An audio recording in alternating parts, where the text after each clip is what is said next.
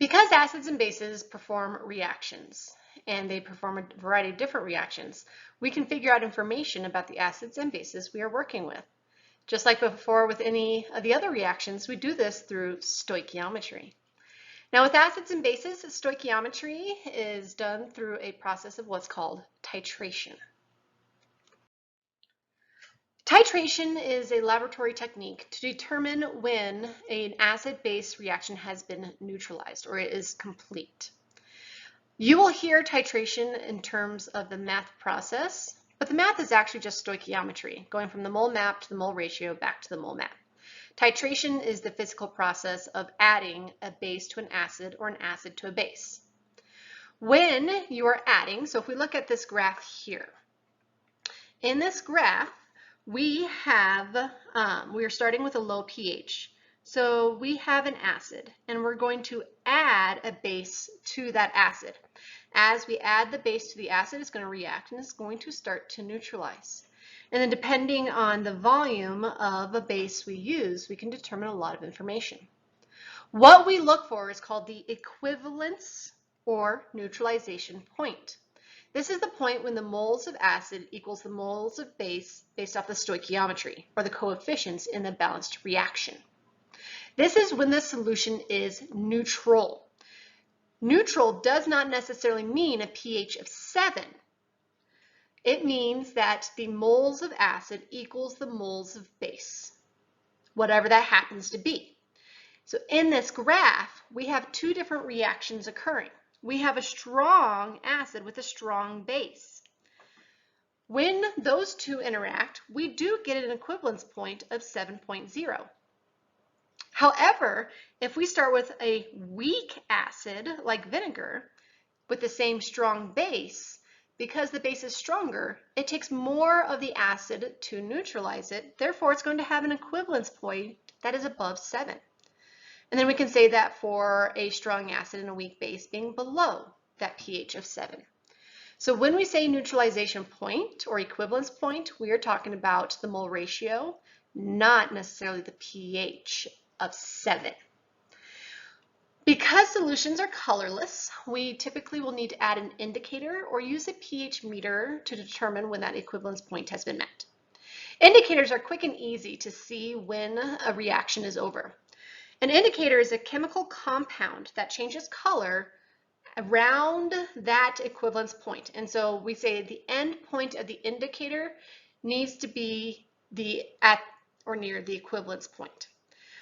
So on this graph, we have two different indicators here. We've got methyl orange and phenolphthalein. So methyl orange would be good if we were looking at a weak base with a strong acid. But if we have this in here, the solution is going to go from colorless to an orange. And then it's going to go from that orange to this pink. All right, so depending on what we are looking for, we can determine the end point of that reaction. If we're using a weak acid and weak base, phenolphthalein is going to be the best because as soon as it turns pink, it's just barely into that pink region, the reaction has been neutralized. If it becomes too pink and you go too far in, we actually have more base than we actually need. All right, so we can use these indicators.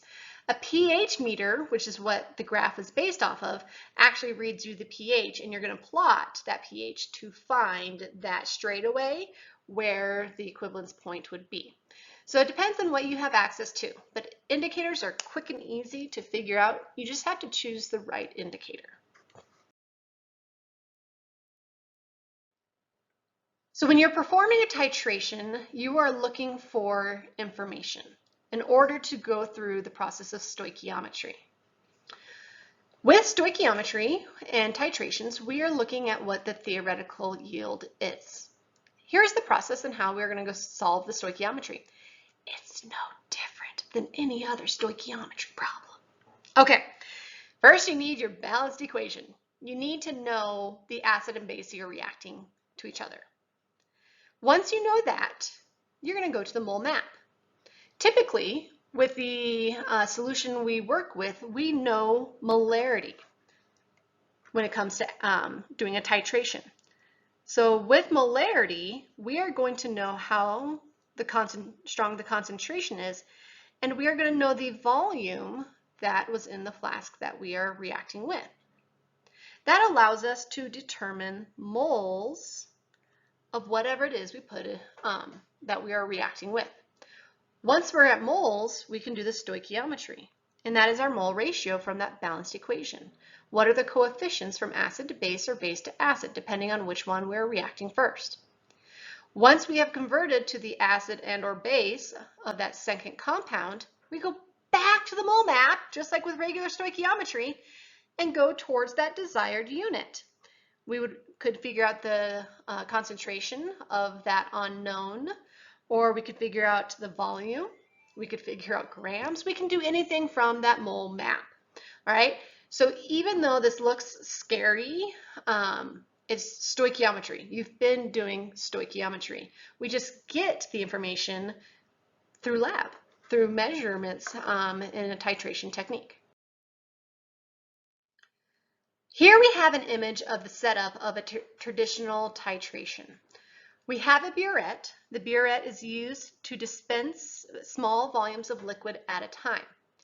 You in lab typically use a pipette just because we're not using a lot of solution.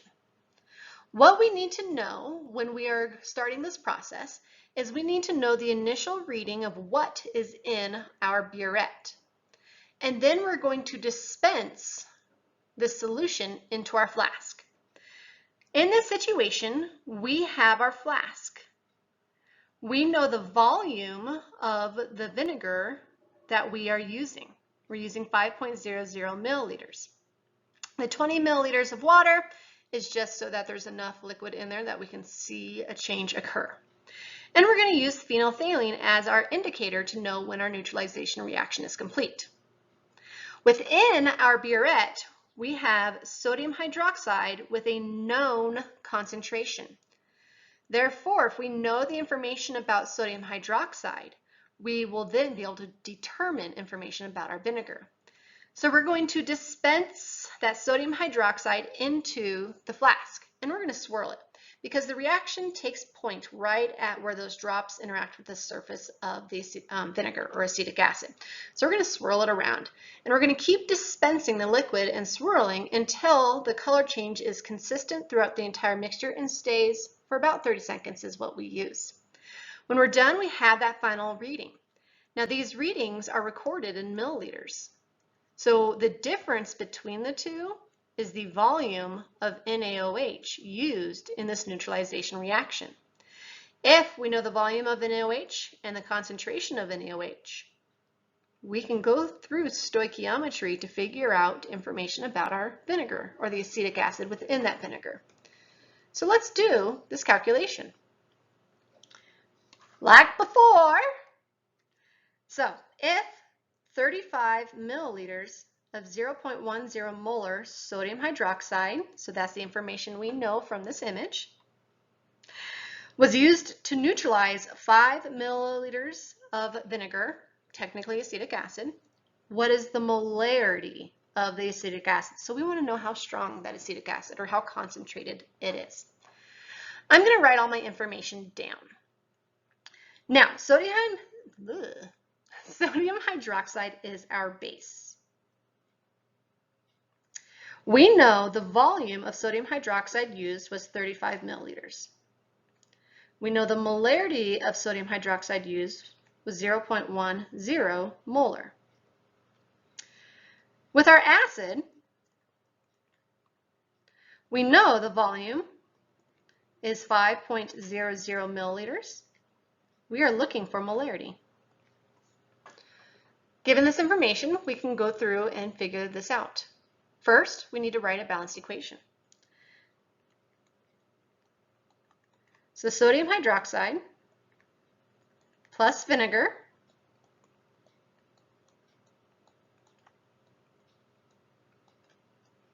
reacts and it neutralizes to form a salt, sodium acetate.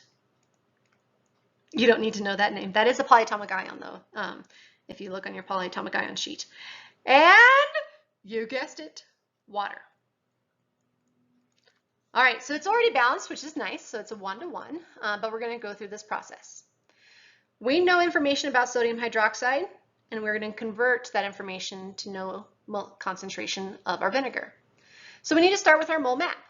We know molarity, we know volume, so we can figure out moles of sodium hydroxide. Moles of sodium hydroxide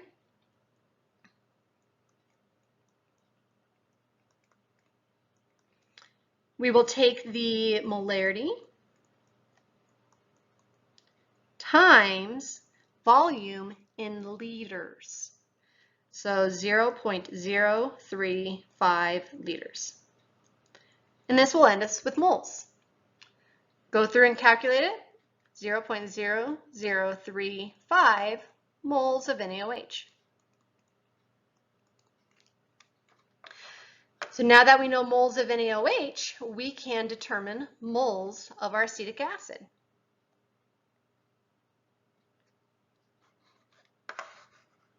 I like to use different colors so you can see what I'm doing.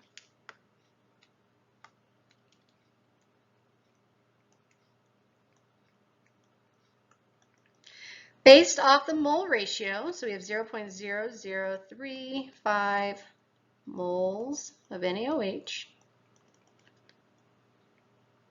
It's a 1-to-1 ratio. I'm running out of room, so I'm not going to put the compounds with there.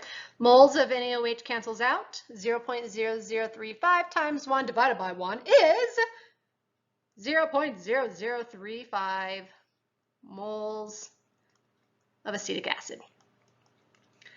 All right, now that we know moles of acetic acid, we can go and calculate molarity because we know how much acetic acid was in that flask.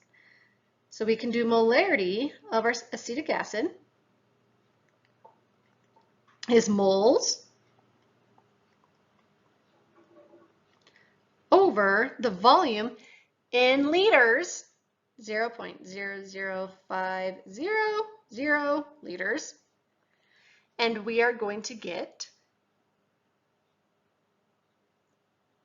0.70 concentrate, 0.70 molar solution of our acetic acid. We have our two sig figs based off the problem in which we occurred, and so we were able to go through and figure out the concentration. Again, this is just stoichiometry. There's no difference of this stoichiometry versus other types of stoichiometry. It's just how did we determine it was through the process of a titration.